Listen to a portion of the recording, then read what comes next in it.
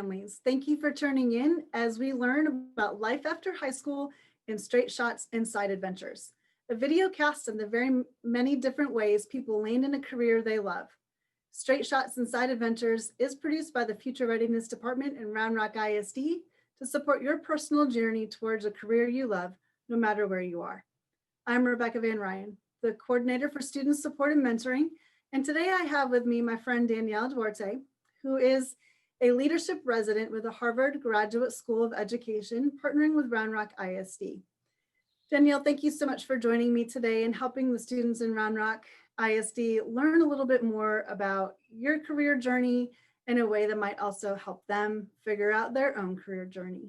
So can you start off by just telling us a little bit about your story, a little bit about you, about where you grew up, maybe what you thought you wanted to be when you were in middle school or high school, and really, do you consider your career journey more of a straight shot or a side adventure? Yeah, sure. So thanks for having me. I grew up in Northern California, about an hour away from San Francisco.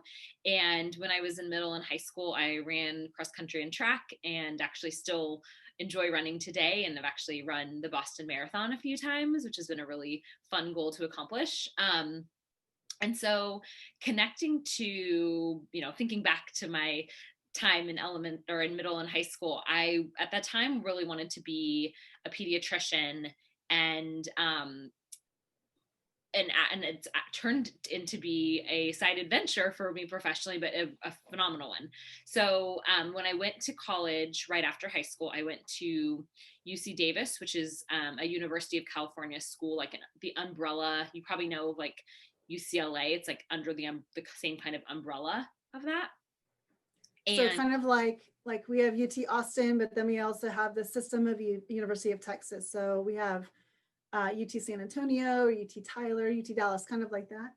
Yep, same thing. And so I went to the campus at Davis, which is up in Northern California. And while I was there, I came in, my major was declared for biology and was taking all the prerequisites for medical school, but took a class. I took psychology, which I didn't know much about, and we hadn't had a class like that in my high school, and was just really intrigued by the content. So really liked this way of thinking about the way our brain impacts our behavior.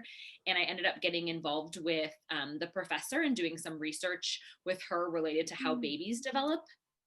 And so I thought that was really neat and exciting. And the other thing that kind of led me in a different path from medicine was that I actually did a bunch of volunteer internships through the hospital that was connected with UC Davis. And so one of them was in the pediatric floor.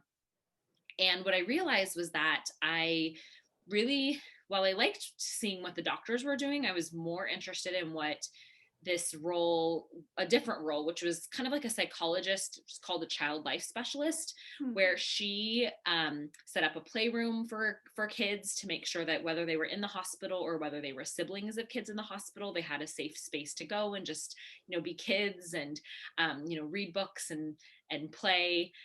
She worked with families during, such a difficult time when your kids are in the hospital. And then she also would go into kids' rooms before procedures, and she would use like puppets and books and explain the procedures to them in a way that they could understand, so it would be less scary. And just realizing how, while medicine was interesting, that actually what I was more interested in than specifically medicine was working with kids. And so kind of took me on a different path in terms of thinking about next steps after graduating with my degree in psychology instead of biology. That's really neat. Thank you so much for sharing that, because I think that that is common, that there are a lot of students who know that they love working with kids. They want to help kids. And I think that sometimes we can land in, it's either a pediatrician or a teacher, right? And so just sharing that there are so many other careers out there where you can serve young children and help them is really kind of cool. So then that got you connected to more curiosity about counseling. right? Yeah, so yes, so I right after undergrad, I actually worked for a university for a few years. I had been a resident advisor in the dorms and actually did then a full-time position kind of helping lead and train resident advisors. And then I taught preschool for a while, and then I led after school programs. Kind of what I realized from all those different experiences was that I really enjoyed education, but for me, like teaching preschool wasn't quite right, because I felt like being like in the classroom, I enjoyed it, but I feel like I really thrive in positions where I can kind of make a schedule that works really well, for me, but for also for um, the different roles I play. And so had talked with someone from the UC Davis Alumni Association who was a school counselor. And she told me about her job and how it was connected to education, but it had that counseling realm, like you talked about, Becky.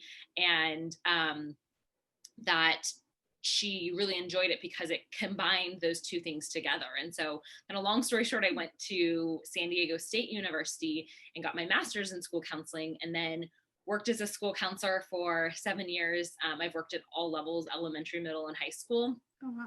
And then worked in a position, I got kind of like a promotion where I worked as a director of school counseling in my district.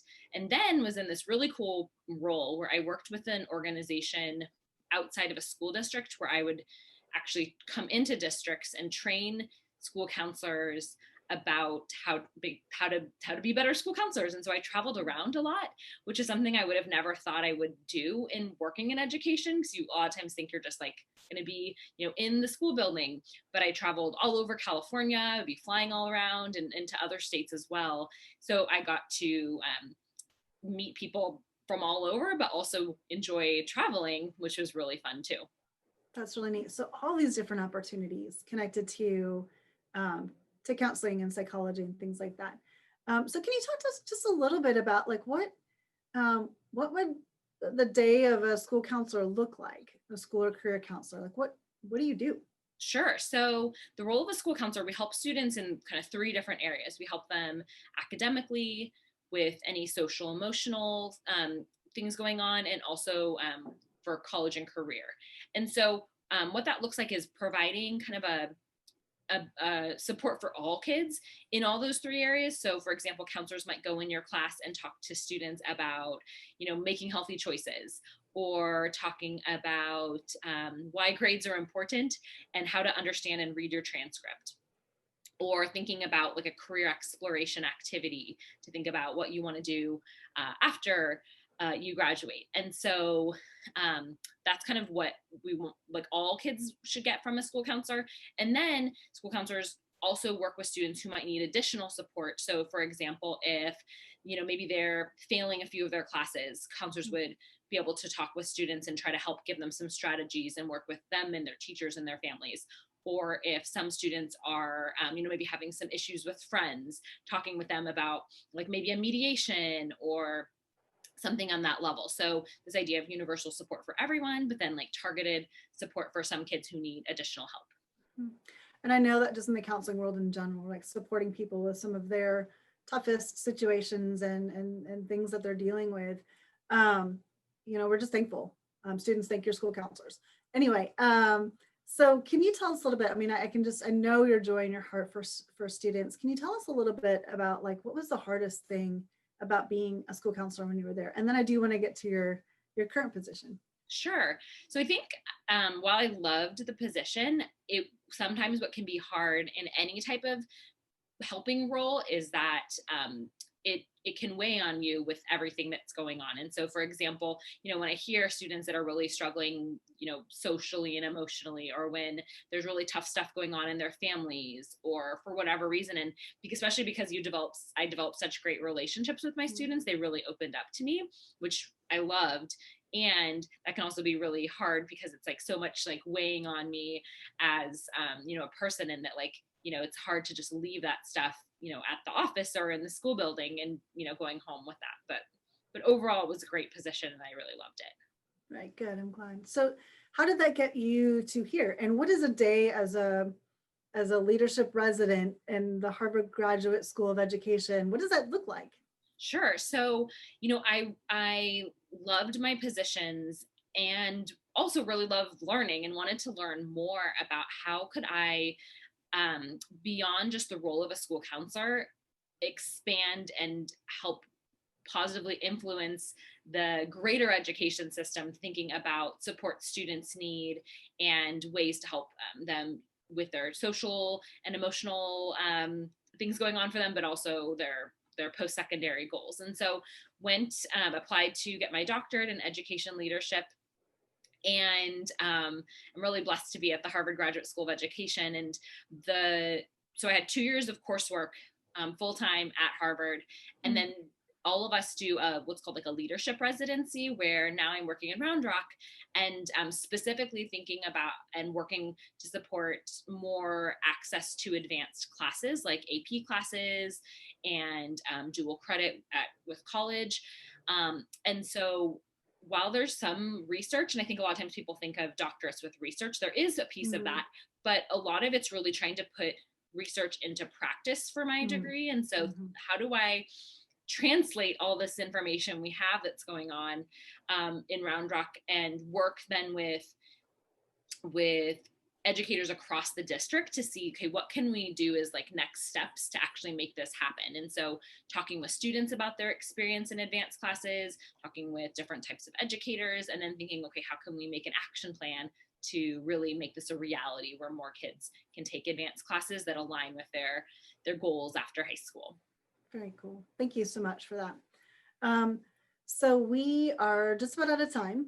And so thank you for your time. And I'm going to ask you one last question, but I'm not going to ask you if there's anything that you would do differently, because we know that the choices that we make lead us to where we are. And I can just tell that you're in a place that you love and you're excited about, just lots of great things going on with you. So I'm going to ask you instead, like, what would be some insight from your educational career journey that you would like to share with students? So maybe a word of advice or just a quote, maybe a favorite quote. Sure. The advice I would give is just to be really open to exploring different career options, even if you feel pretty set in what you want to do. Because I felt really set in being a pediatrician and going to med school when I was, in high school and graduating, and even when I was in my first few years of college. And so, but from taking different types of classes at college, from different volunteer opportunities and internships, and then talking with people in different careers helped me figure out what I liked and also what I didn't like, and really helped me find a path that has been perfect. And so I think just being open to, it's okay to switch and change your mind, and there's nothing wrong with that, and you can actually find something that potentially is even a better match for you. Thank you so much. I love that. Well, students, I hope that you have taken something away from Danielle's time that she shared with us today that will help you along your own career journey, whether it's a straight path or a side adventure. The whole point is that you keep your eyes focused on the goal and keep moving forward. Have a great week, and thank you for joining us.